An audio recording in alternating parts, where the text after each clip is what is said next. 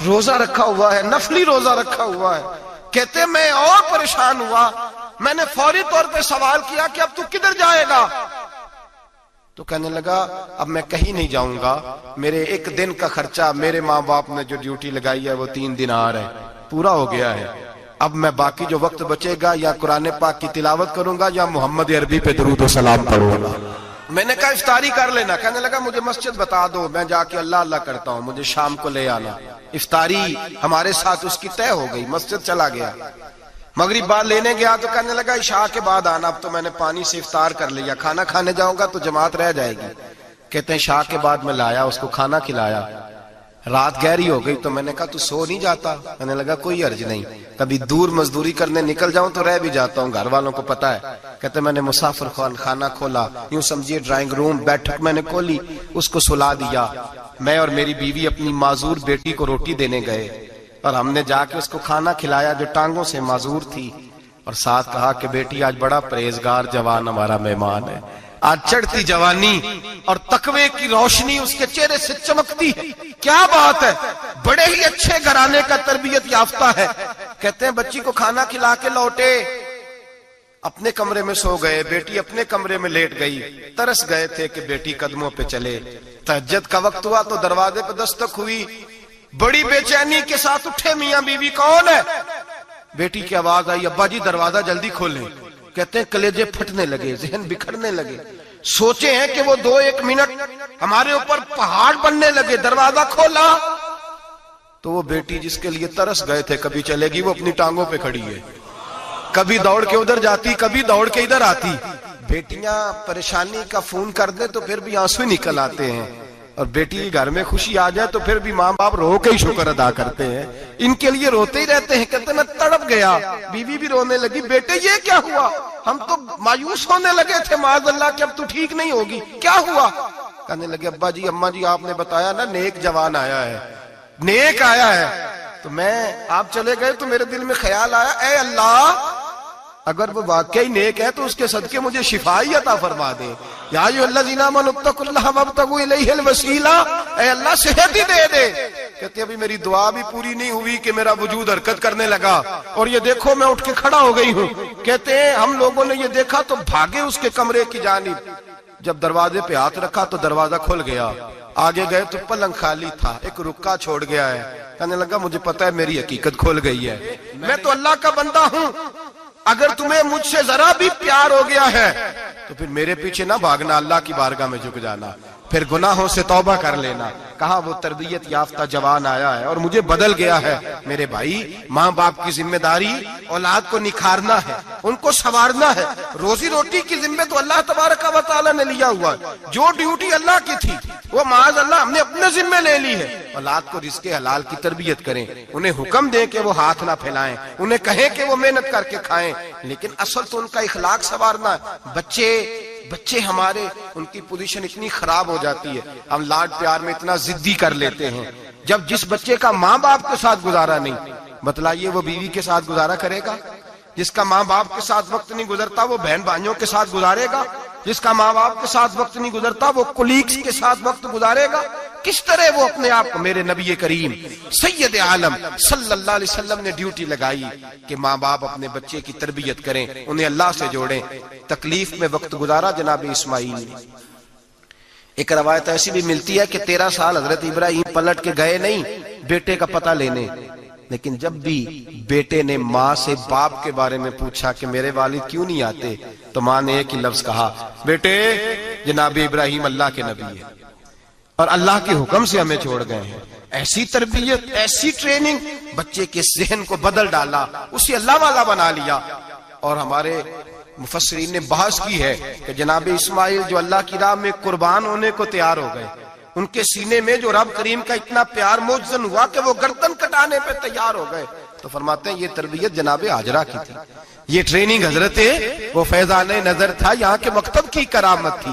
سکھائے کس نے اسماعیل کو آداب فرزندی؟ میرے بھائی یہ جناب ہاجرہ نے تربیت دی. ایک بہت بڑے محدث ہیں، اتنے بڑے محدث ہیں کہ میرے نبی کریم کی مسجد نبوی میں وہ حدیث کے استاد رہے. حضرت ربیعہ بن عبد الرحمن نبی پاک کی مسجد نبوی میں حدیث کے استاد ہوئے. اور حضرت حسن بصری جو جناب علی کے شاگرد ہیں وہ بھی حضرت ربیہ کے شاگرد ہوئے. حضرت امام مالک جو 70 سال تک مدینہ اور مکہ میں حدیث پڑھاتے رہے وہ بھی حضرت ربیہ کے شاگرد ہیں. ان کے والد کا نام تھا عبد الرحمن فروغ. تاریخ بغداد میں لکھا ہے کہ بنو امیہ کے دور میں تابعین کے زمانے میں جناب عبد الرحمن بن فروغ گھر سے چلے گئے. ایک روایت ہے بچہ چھوٹا تھا, ایک روایت ہے بچہ ابھی ماں کے پیٹ میں تھا, جہاد کرنے چلے گئے. اس دور میں یہ جہاد ہوتا تھا کہ ایک علاقہ فتح کیا تو مسلمان اگلے علاقے میں چلے گئے, اگلا فتح کیا تو اگلے علاقے, ایک کے بعد دوسرے لوگ پلٹ کے نہیں آتے تھے. حضرت عبد الرحمن گئے 30,000 دینار بیوی کو دے گئے, کہنے لگے سنبھال کے رکھنا.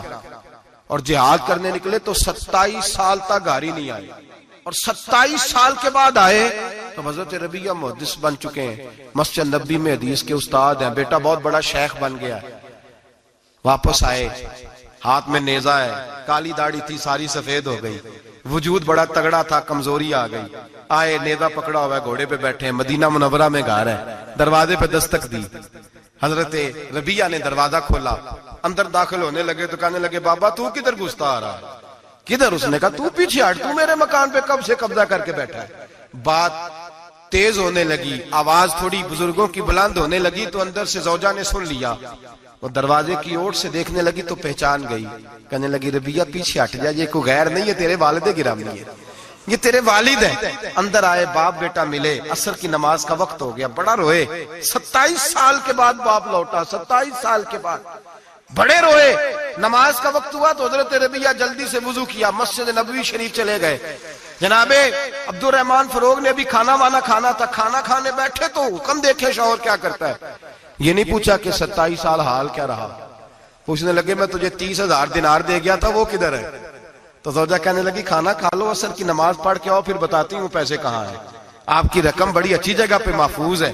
کہتے میں نماز پڑھنے مسجد گیا, عصر کی نماز کے بعد میرے نبی پاک کے منبر پر ایک نوجوان بیٹھا ہے.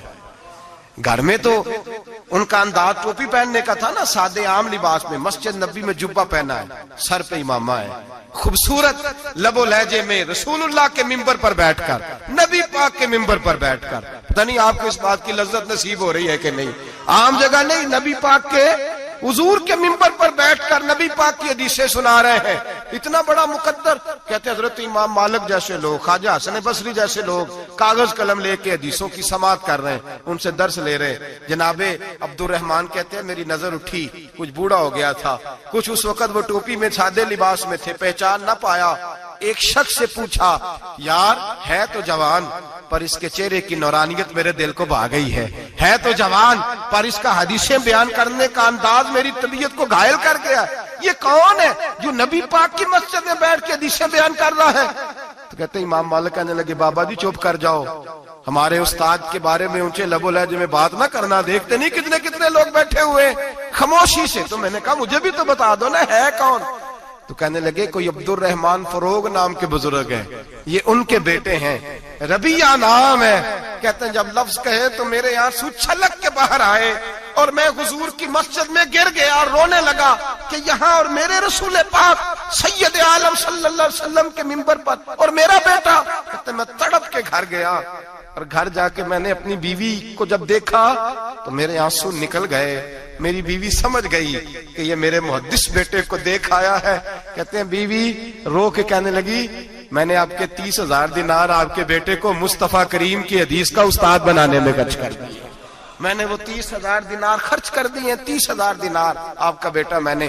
تو کہتے ہیں میں اپنی بیوی کی طرف دیکھنے لگا, میں نے کہا قربان جاؤں, میں اگر اللہ کے دین کے رستے میں تھا تو نے میرے ساتھ نیکی کی ہے, میرا بیٹا بھی دین کے رستے پہ لگا دیا. میرے بھائی اللہ سے جوڑا ان لوگوں نے اپنی اولادوں کو, رب کریم والا بنایا ان لوگوں نے اپنی اولادوں کو. اور پھر جب ارشاد فرمایا کہ چھوٹی چھوٹی برائی, ایک لقمہ حرام سے بھی وہ لوگ بچے. اور پھر جو آیت نمبر 18 نے کہا کہ وَلَا تُصَغِّرْ خَدَّكَ لِلنَّاسِ, بیٹے منہ پھیر کے نہ جا, پھیر کے نہ جا. اگر آپ ناراض نہ ہو تو ہم تربیت دیتے ہیں, کہتے ہیں اس بچے کے ساتھ نہ پھرا کر, یہ غریب ہے, اس کے ساتھ نہ پھرا کر. وَلَا تَمْشِ فِي الْأَرْضِ مَرَحًا, حضرت لقمان بیٹے سے کہتے ہیں منہ پھیر کے لوگوں سے بات نہ کر اور اکڑ کے نہ چل. إِنَّ اللَّهَ لَا يُحِبُّ كُلَّ مُخْتَالٍ فَخُورٍ, اللہ کو وہ پسند ہی نہیں جو اکڑ کے چلے اور اترائے. ابھی بھی رواج ہے کہتے ہیں دوستی لگانا تو اپنے برابر کے دوستوں سے، ایسے نہ ہو ہمارا سٹیٹس ہی نہیں، ابھی بھی وہ فرق جو تو سید بھی ہو، مرزا بھی ہو، افغان بھی ہو، تم سبھی کچھ ہو، بتاؤ کہ مسلمان بھی ہو۔ عاجزی کا درس دیا اپنی اولاد کو، عاجزی کا، ان کو ادب سکھایا، ان کو انکساری سکھائی، لوگوں کے اندر مل بیٹھنے کا درس دیا۔ جو آدمی انکساری والا ہوتا ہے، عاجزی والا ہوتا ہے، یوں سمجھو اسے شہد لگا ہوا ہے، دنیا خود اس کے پیچھے بھاگ بھاگ کے آتی ہے۔ جو سب کے ساتھ اس نے سلوک کرنے کا عادی ہوتا ہے، لوگ اس کے گرویدہ ہو جاتے ہیں۔ لیکن جس آدمی کو آپ اکڑنا سکھا دیں، جس بچے کو آپ کہیں بس تو ہے اور کوئی بھی نہیں، اس کی اپنی زندگی بھی اس کے لیے پریشانی والی ہو جاتی ہے۔ میرے نبی رحمت سید عالم صلی اللہ تعالی علیہ وآلہ وسلم نے ارشاد فرمایا، کسی باپ نے اپنے بیٹے کو جو سب سے اچھا تحفہ دیا ہے وہ یہ ہے کہ اس نے اپنے بچے کو اچھا ادب سکھا دیا ہے، اپنے بچے کو اچھا۔ حضرت لقمان کہتے ہیں بیٹے منہ پھیر پھیر کے باتیں نہ کرنا، زمین پہ اکڑ اکڑ کے نہ چلنا، اللہ کو اکڑنے والے لوگ پسند۔ ہارون رشید نے امام نسائی کی ڈیوٹی لگائی کہ میرے بیٹے کو حدیث پڑھائیں گارا آ کے، تو امام نسائی کہنے لگے یہ نبی پاک کا دین ہے، یہ میں اس کو رسوا نہیں کر سکتا، جس نے پڑھنا ہے میرے پاس آ کے پڑھے، اور جہاں سب بچے بیٹھتے ہیں وہیں پڑھے۔ ہارون رشید کہنے لگا حضور آپ کیا سمجھتے ہیں، میں نے بھی تو آپ کو آزمانے کے لیے یہ جملہ کہا تھا، یہ وہیں آ کے پڑھے گا جہاں سارے غریبوں کے بچے پڑھتے ہیں۔ اب تو روز استاد کٹہرے میں کھڑا ہوتا ہے، اسکول کے استاد کا تو مجھے نہیں پتا، پہلے مدرسے کا استاد تو روز بیچارہ ہاتھ باندھ کے چودھری صاحب نے کہا سے میرے منڈے نو مارے تو 8,000 کا مولوی ہے، اور میرا بیٹا تو 8,000 کے روز گول گپے کھا جاتا ہے، میرے بیٹے کو تو نے مارا ہے، تجھے اپنی حیثیت کا پتہ ہے؟ روز استاد کٹہرے میں کھڑا ہوتا ہے، بچے فری میں مفت میں حافظ جی مفت میں حفظ کراتے ہیں، خدا جانے محترم کتنی مشکل سے ادارہ چلاتا ہے، اور بچے کے ماں باپ آ کہتے ہیں بلاؤ مولوی صاحب کو، اس کی طاقت کیسے ہوئی میرے بچے کو مارا ہے؟ وہ مولوی وہ جو کل دانے لینے آیا تھا وہ آج میرے بچے کو مارے گا؟ یہ رویہ ہے ہمارا۔ ہارون رشید بادشاہ نے اپنے بیٹے کو امام نسائی کے پاس پڑھنے بٹھایا۔ ایک دن حضرت کہاں لوگ کہتے بس بس بیٹا ٹھیک ہے، سیدھا سیدھا تو دین سیکھ کے آیا، ایسے کسی درویش کا مرید ہونا اور کسی عالم کی نوکری کرنا، اب تو بالکل ٹھیک ہے، پیر اساں بھی رکھے نے، یہ کہ تیرا طریقہ ہے، تو تو پیچھے لگ گیا ہے، یہ کس طرح کا تیرا رویہ ہے؟ ہارون رشید بادشاہ، ہارون رشید وقت کا مطلق العنان بادشاہ، امام نسائی ان کے بیٹے کے استاد ہیں، امام نسائی رحمت اللہ علیہ کے پاس بیٹا پڑھتا ہے، ہارون رشید گزر رہا تھا تو بیٹا وضو کرا رہا ہے، شہزادہ وضو کرا رہا ہے استاد جی کو، اور پیر دھلا رہا ہے۔ ہارون رشید گھوڑے سے گزرا تو اس نے دیکھا خانقاہ کے باہر، مدرسے کے باہر استاد جی وضو کر رہے ہیں اور بیٹا وضو کرا رہا ہے، سراہی پکڑی ہے، لوٹا پکڑا ہے، استاد جی پیر دھو رہے ہیں۔ ہارون رشید غصے سے اترا، ساتھ بہت سارے سپاہی تھے، انہوں نے کہا کہ یہ مولوی کو مارے گا، مولوی کو مارے گا کہ تو کس طرح میرے بیٹے سے یہ کام کاج کرا رہا ہے؟ کہتے نیچے اترے اور ہارون رشید نے جا کے نا زور سے ایک تھپڑ اپنے بیٹے کے چہرے پہ مارا۔ بیٹا کہنے لگا ابا جی میری غلطی کیا ہے؟ فرمانے لگے تجھے پتہ ہی نہیں تو کس شخص کے پاس پڑھتا ہے؟ تو پانی ڈال رہا ہے، تیرے استاد کو اپنے ہاتھوں سے اپنے پیر دھونے پڑ رہے ہیں، بیوقوف، ایک ہاتھ سے پانی ڈال اور دوسرے ہاتھ سے استاد کے پیر دھو، تجھے پتہ ہی نہیں کہ یہ شخص جب نبی پاک کی حدیثیں بیان کرتا ہے تو کئیوں کو مصطفیٰ کا دیدار نصیب ہو جاتا ہے۔ یہ پتہ نہیں تو کس محدث کا شاگرد ہے، ایک ہاتھ سے پیر پہ پانی ڈال دوسرے ہاتھ سے دھو، اس لیے کہ باندھ علموں جو کرے فقیری وہ کافر مرے دیوانہ ہو۔ اگر تو نے دنیا میں کامیاب ہونا ہے تو اس سے فیض علم حاصل کر، بیٹے یاد رکھ، اگر تو اس کی بارگاہ میں حاضری دے گا تو تو آگے بڑھے گا۔ حضرت عمر بن عبدالعزیز کتنا بڑا شخص ہے، ثانی عمر کہا گیا، ثانی عمر کہا گیا ان کو۔ حضرت عمر بن عبدالعزیز رحمت اللہ علیہ، حضرت صالح بن کسان ایک محدث تھے مدینے کے، ان کے شاگرد تھے۔ بچوں کو ہم آج ہی کہاں بچے ادب کرتے ہیں، اساتذہ کہاں ادب کرتے؟ ایک اسٹوڈنٹ مجھے کہنے لگا جی ہم ادب کرتے تھے جب تک استاد ٹیوشن نہیں لیتے تھے، اب استاد بھی تو ٹیوشن لے کے پڑھاتے ہیں۔ اور میں نے کہا خدا کے بندے کیا دے سکتا ہے تو استاد کو؟ حضرت علی فرماتے ہیں جس نے ایک لفظ پڑھایا مجھے گلی میں کھڑا کر کے بیچ بھی سکتا ہے، تو نے قیمت کیا ڈالی ہے؟ استاد کچھ بھی کر لے، استاد نے تو استاد ہی رہنا ہے نا میرے بھائی، لیکن وہ لب و لہجہ ہمارا موجود ہے۔ مجھے ایک دفعہ میرے کالج کے لوگوں نے بلایا، کہنے لگے آپ یہاں بھی پڑھے ہوئے ہیں اور مدارس میں بھی، تو ذرا فرق بیان کرے کالج کا اور مدرسے کا، کچھ بیان کریں۔ میرے ٹیچرز بھی تھے بہت سارے، تو میں نے کہا معذرت کے ساتھ یہاں تو بڑا مشکل ہو جائے گا بات کرنا، لیکن ایک جملہ میں نے مدرسے اور کالج میں ایک فرق محسوس کیا ہے۔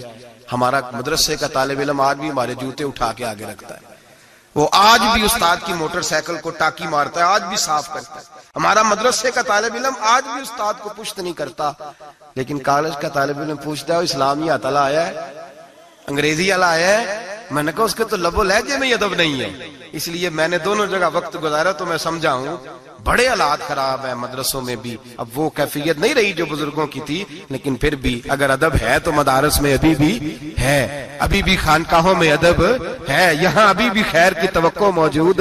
وہاں سے تو رخصت ہو گیا، وہاں تو معاملہ اور طرح کا ہو گیا، الا ماشاءاللہ۔ حضرت عمر بن عبدالعزیز جناب صالح بن کیسان کے پاس پڑھتے تھے، اسٹوڈنٹ تھے، اور پھر بعد میں آپ ان کے مرید بھی ہوئے، باقاعدہ درس لیتے تھے طریقت کا۔ حضرت جناب صالح بن کیسان کے پاس تعلیم تھی، ان کے والد جناب عبدالعزیز اس وقت مصر میں بہت بڑے تاجر تھے، جناب عمر بن عبدالعزیز کے والد۔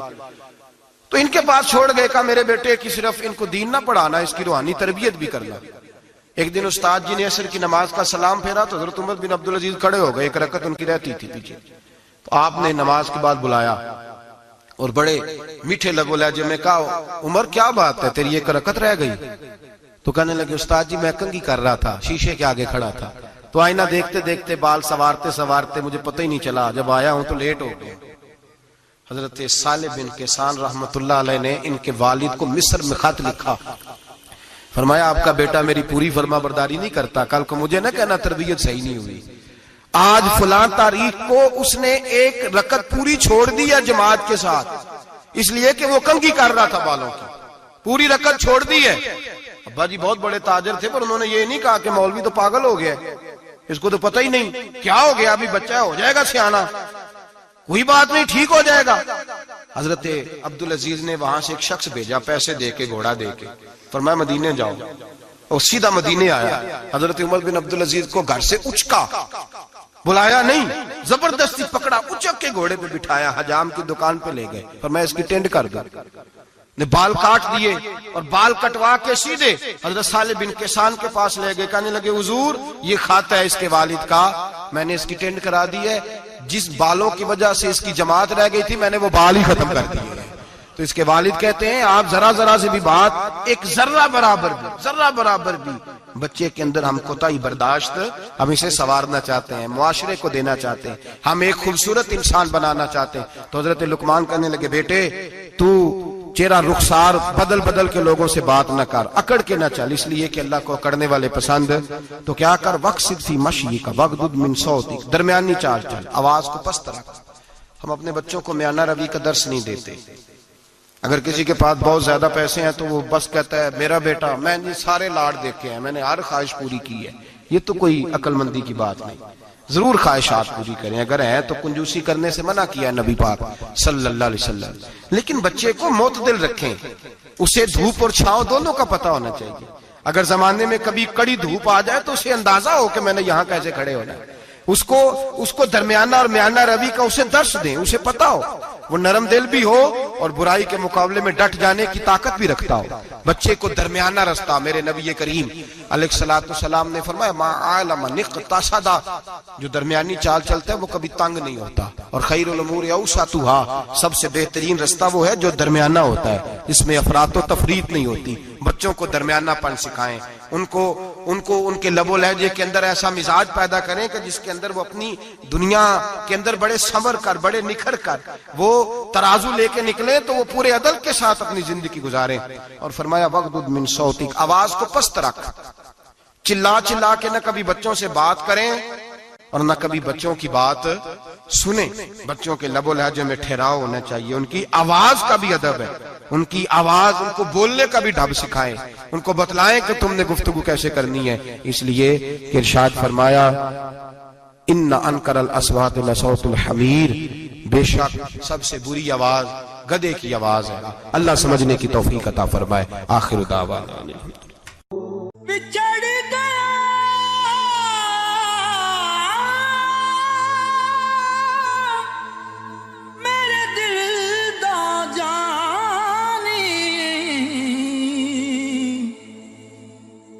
تے میں ککھوں وانگر رل گئی، پھلاں نال نازک جندڑی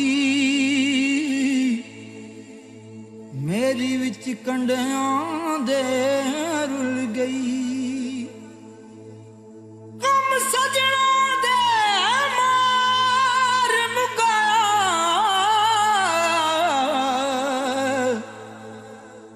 ਤੇ ਮੈਂ ਅਥਰੂ ਬਣ ਕੇ ਡੁੱਲ ਗਈ। ਇੱਕ ਮਾਇਆ ਤੇਰੀ ਯਾਦ ਨਾ ਭੁੱਲਦੀ, ਬਾਕੀ ਹਰ ਸ਼ੈ ਜਗ ਦੀ ਭੁੱਲ ਗਈ।